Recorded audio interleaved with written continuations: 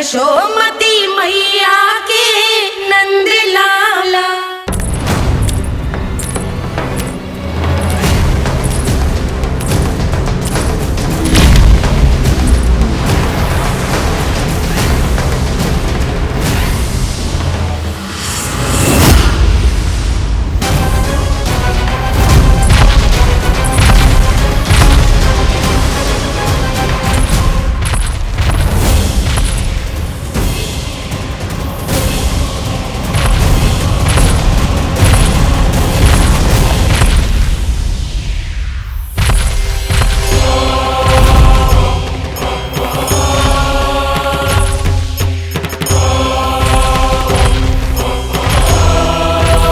कौन है जो मेरे क्रोध को भड़काने का प्रयास कर रहा है?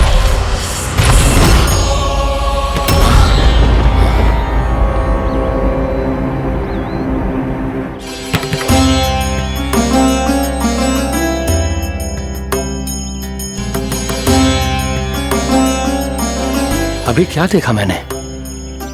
किसके पांव थे वो?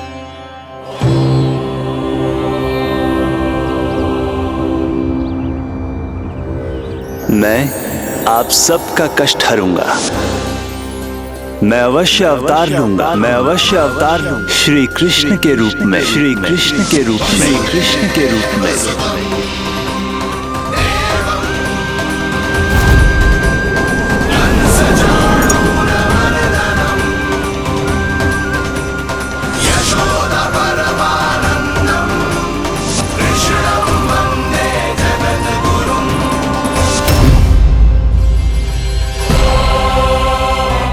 नहीं, नारायण चोरी नहीं कर सकते। अवश्य ये कोई पाखंडी है।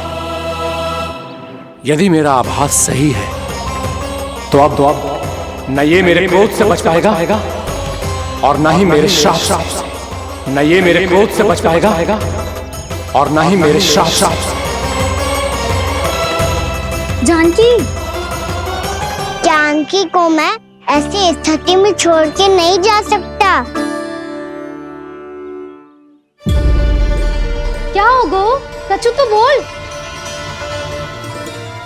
कछु करना चाहिए मुझे, पर करूं तो क्या?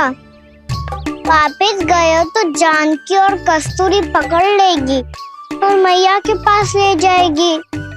समय पे घर पे ना पहुंचा तो पकड़ा जाऊंगा। हे नारायण, अब आप ही कोई सहायता करो जी। क्या हो गया जानकी को?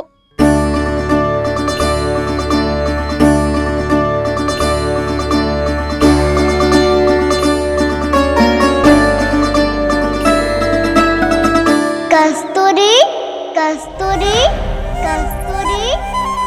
जी मेरा नाम किसने पुकारो? कौन है वहाँ?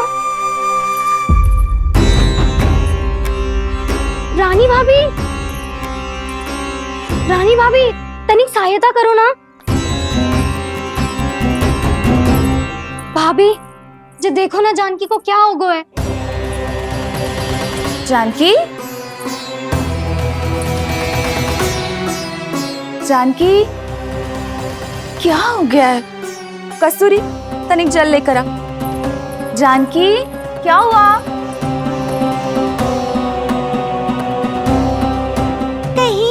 ये तो नहीं सोच रहे प्रभु कि बड़ी माँ थोड़ी देर में मैया को भी यहाँ बुला लेंगी? हाँ, और तब मैं निश्चिंत होकर घर जा पाऊंगा। पर प्रभु, यदि मैया को घर से निकलने से पहले ही पता चल गया कि आप घर पर नहीं हैं, तो क्या होगा?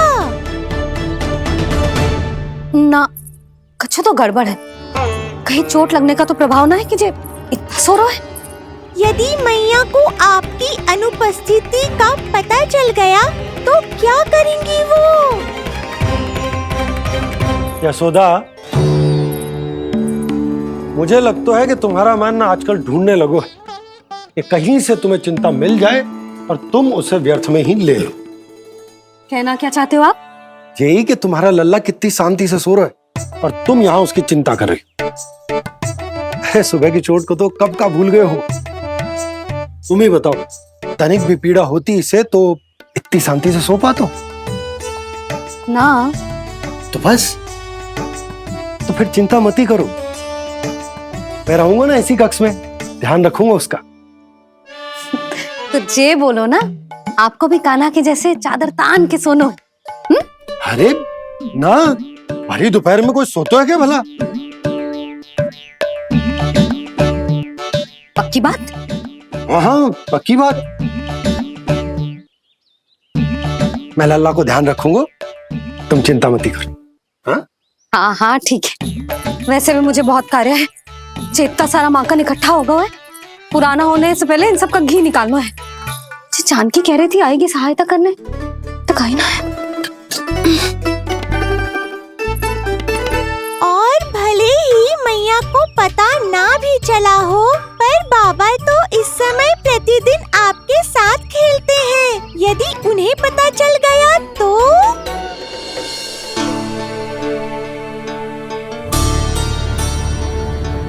देखा मैया कितनी चिंता करती है तेरी।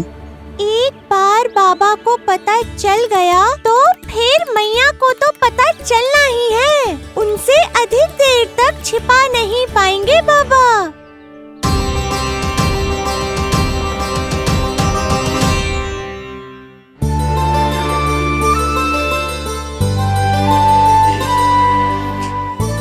तेरी मैया ने मुझे इतना खिला दियो कि मुझे बड़ी तीव्र नींद आ रही। मैं यहीं तेरे साथ तनिक विश्राम कर लेता हूँ।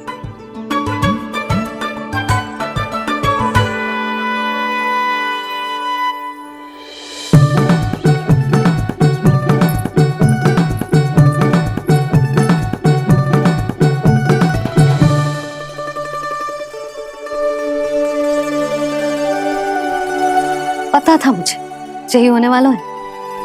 दोनों बाबा लल्ला आनंद से नींद लो, मुझे बहुत सारा कार्य करना है। चाहे बाबा को पहले पता चले या मैया को, आपके लिए तो दोनों ही स्थितियों में संकट है प्रभु। तीनों स्थितियों में मूली तीसरी स्थिति कौन सी प्रभु? वो भी तो पधार रहे हैं। वो कौन?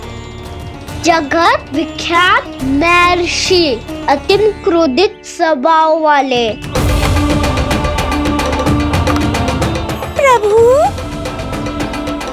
महर्षि दुर्वासा। उनका गुस्सा बहुत खतरनाक है, इतना कि देवराज इंद्र तक नहीं बचे। मेरा ऋषि दुर्वासा का घोर अपमान किया है तुमने देवराज इंद्र। जिस प्रकार से तुमने मेरी वरदान में दी हुई माला को ठुकराया है, उसी प्रकार से तुम्हारा पद तुम्हें ठुकराएगा, और तुम्हारे साथ साथ अन्य सभी देवता भी अपने अपने पदों से नीचे गिरकर श्री विहीन हो जाएंगे। ये मेरा शाप है तुम्हें, ये मेरा शाप है तुम्हें, ये मेरा शाप है तुम्हें।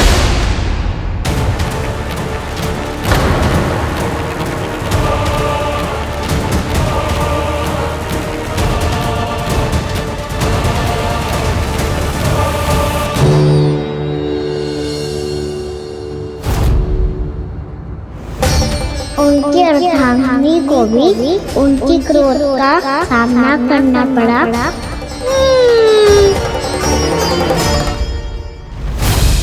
तुमने मेरी आज्ञा का अनादर करके मेरे सम्मान को भस्म कर दिया है कदली। इसलिए मैं तुम्हें श्राप देता हूं कि तुम इसी क्षण भस्म के ढेर में बदल जाओगी।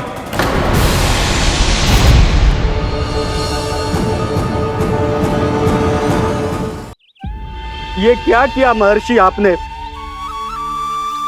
इंद्र को भी नहीं छोड़ा, देवताओं पे भी दया नहीं की आपने, और अब मेरी पुत्री को अपनी क्रोधाग्नि से भस्म कर दिया। मैं आपकी संवेदनाओं को समझता हूं ऋषिवर, परंतु यदि मैंने देवताओं को श्राप न दिया होता तो समुद्र मंथन भी न होता और उन्हें अमृत भी न मिलता। और अब मेरे श्राप से आपकी पुत्री और मेरी पत्नी कदली फल बनेगी, और श्री विष्णु जी की कृपा से सभी पूजाओं में सबसे अधिक प्रयोग होने वाले फल होने का सम्मान प्राप्त होगा उसे।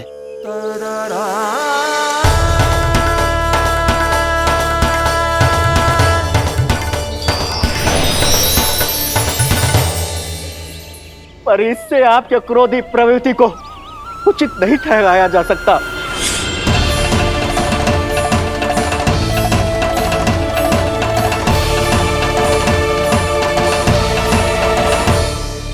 पर प्रभु, आपको उनसे संकट क्यों है? उन्हें थोड़ी ना पता है कि आपने क्या किया है। उनकी तपस्या की शक्ति को कम मत आगो मुरली, उन्हें सब पता चल चुका है। फिर तो फंस गए बुरी तरह से। अब केवल भयभीत ही करोगी, कोई उपाय भी सुझाओगी? प्रभु, इससे पहले कि ऋषि दुर्वासा या कोई और घर पहुँचे, आपको घर पहुँचना होगा ताकि मैया किसी और पर विश्वास ही ना करे। तो चलो फिर।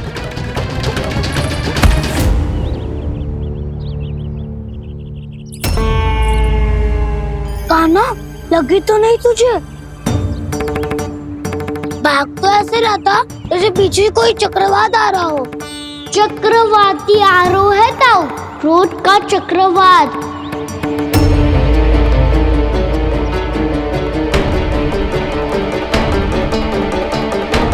कैसे संभालूंगा मैं महर्षि दुर्वासा को? कान्हा, कहाँ खो गया? और ये माखन क्यों लगा है तेरे मुंह पे?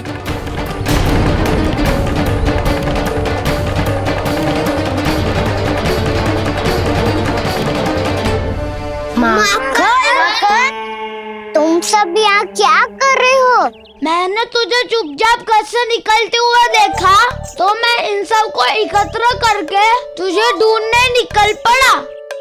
देखो देखो, उसके मुंह के साथ उसके वस्त्र पर भी माखन लगा है। लगता है माखन खा के ना माखन में डुबकी लगा के आए हो कान्हा। कहाँ से? अकेले अकेले चला गो अपने पक्के सखा से, पूछो तक ना तूने। मुझे भी ले चलता कान्हा, मेरी मैया तो बिना पूछे माखन सुने भी नहीं देती।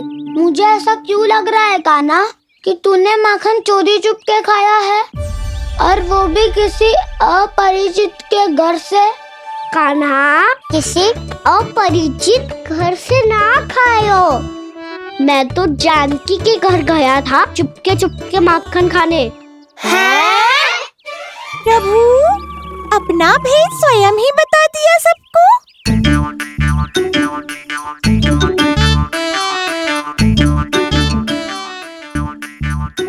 मेरा अर्थ है कि जानकी का घर खुला था तो मैं भीतर चले गयो। ना पूछे। पर वो तो सो रही थी ना, इसके लिए मैंने माखन बिना पूछे ही खा लियो। इसी को तो चोरी करना कहते हैं कान्हा। चोरी? ताई जी को पता चल जाएगा तो क्या होगा तेरा? कौन बताएगा मैया को? हम बताए या ना बताए, तेरे मुंह और वस्त्रों पे लगा माखन स्वयं ही बता देगा।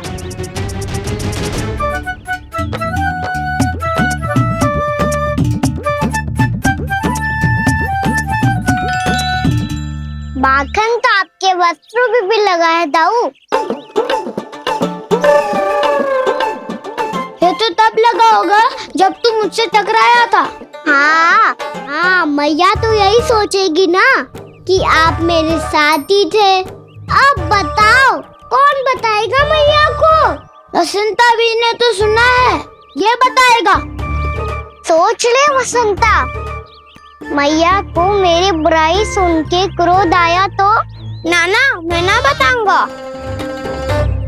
जब तक मुझसे सीधे सीधे प्रश्न ना किए जाए तब तक मैं कुछ ना बताऊंगा।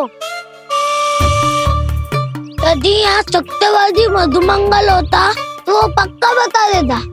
तब तो अच्छा है वो यहाँ नहीं है। मैं बताऊंगा ताई जी को, क्योंकि मुझे ताई जी ने सब सूचना देने को कहा था। कब?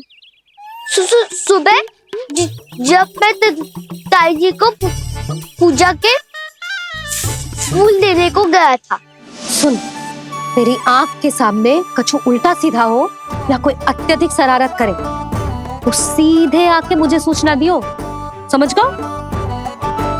ना बताएगो ना तो मैं कान्हा को बाहर भेजने की आज्ञा वापस ले लूंगी। नाना आप आगे वापस मत देना, मैं सब बताऊंगा। इसलिए आपको तो ताई जी को बताना पड़ेगा। अर्थात मैया ने आपको बाहर भेजने से पहले ही गुप्तचर की व्यवस्था कर ली थी। मैंने वचन दिया है। मेरी आंखों के सामने कुछ भी उल्टा सीधा हुआ तो मुझे सूचना देनी पड़ेगी। पर तेरी आंखों के सामने कुछ उल्टा सीधा हुआ ही ना, वो बातों में उलझा रखा ना, मुझे बताना चाहिए ना तो अनुचित होगा बलराम। और सखा को फंसाना अनुचित ना होगा, क्यों दाऊ? ये निर्णय मैं कैसे करूं? तो और कौन करेगा? कीचड़।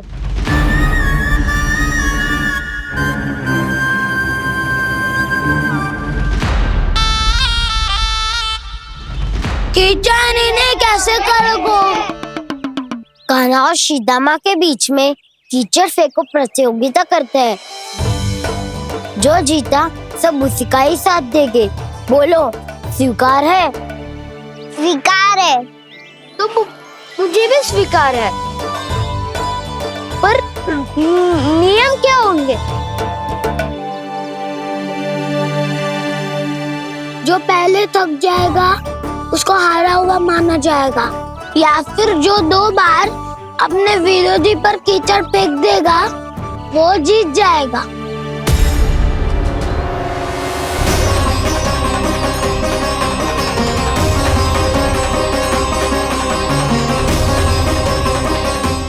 माखन चोरी की घटना के कारण महर्षि पहले ही क्रोधित है। अब कीचड़ से खेलता हुआ देखकर उन्हें और क्रोध न आ जाए। कान्हा तेरा ध्यान कहाँ है? खेल आरंभ होने वाला है। अब चुनौती स्वीकार कर ली है तो खेलना तो पड़ेगा ही। तो फिर चलो।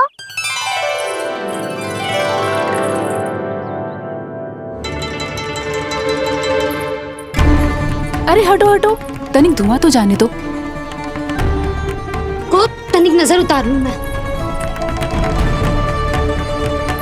अरे वैद्य जी उपलब्ध ना है, मथुरा गए हुए हैं। इसकी स्थिति का उपचार किसी वैद्य के पास भी ना होगा, पर मेरे पास है।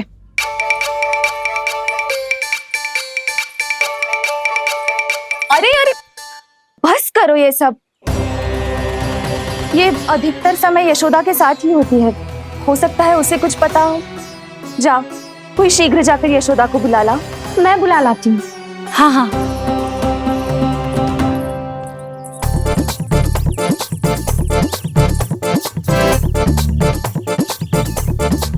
मैं ही बनूंगा निर्णायक। नाना इसे ना बनना चाहिए। ये तो कान्हा के हाँ में हाँ मिलाता है। बलदाव को ही बनना चाहिए निर्णायक।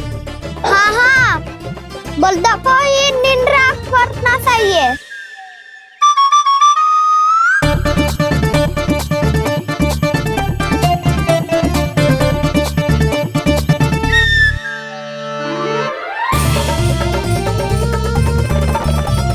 आरंभ करो।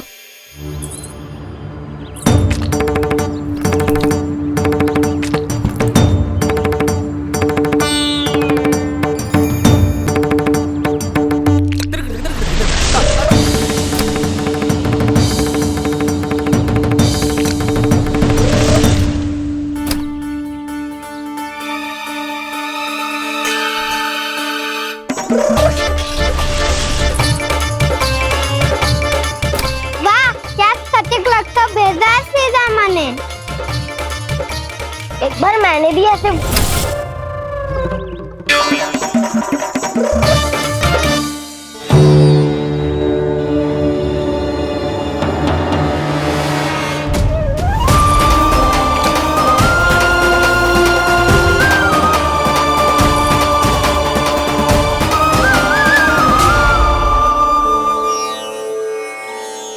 मैं बिल्कुल सही था। जो बालक सबके घरों से माखन चुराए, जो कीचड़ से खेले, वो नारायण का अवतार कदापि नहीं हो सकता। ये अवश्य कोई छलिया है जो कृष्ण होने का स्वांग कर रहा है। इसे इसके अपराध का बहुत कड़ा दंड दूंगा मैं। इसे इसके अपराध का बहुत कड़ा दंड दूंगा मैं। इसे इसके अपराध का बहुत कड़ा दंड दूंगा।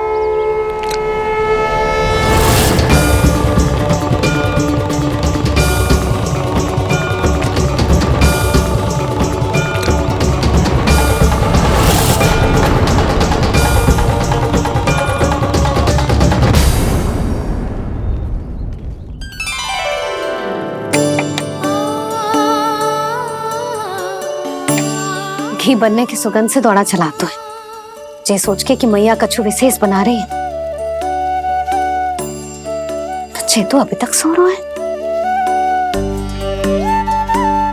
बहुत समय हो गया है, बिना कछु खाए पिए सो गया है। जाके उठाती हूँ।